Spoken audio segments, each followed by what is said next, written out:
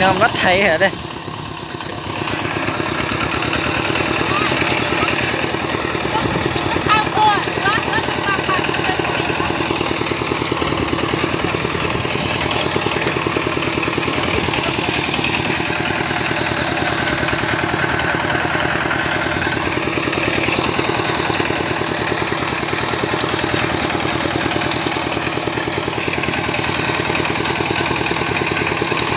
อันนี้ได้ตกน้องเด้อ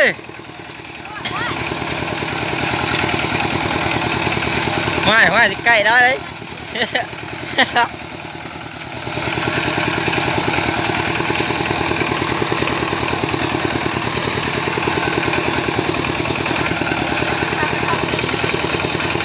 นั่งดีๆนั่งดีนั่งดุมก็ได้เดี๋ยวมันดีดโป่งดองแล้วนะ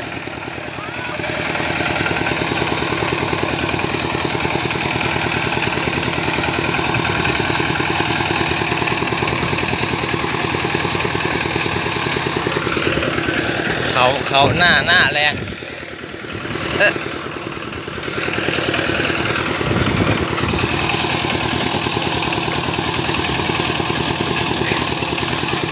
หัวต้องอีตี้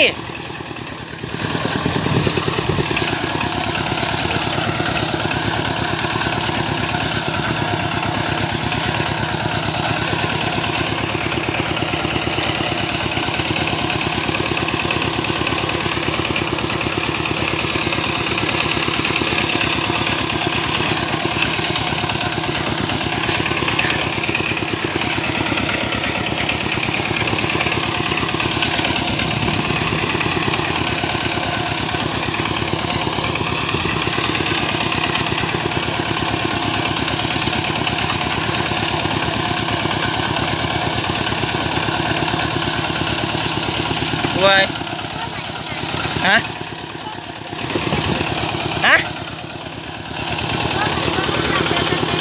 ใช่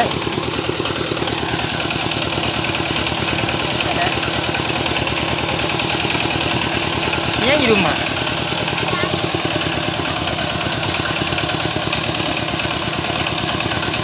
นั่งจะได้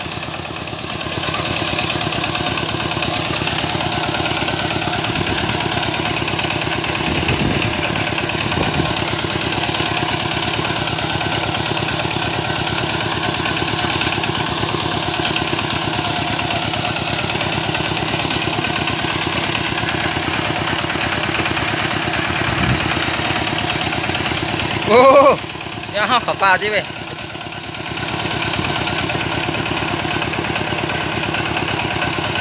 มาจิครับเขาทางเงี้ยไง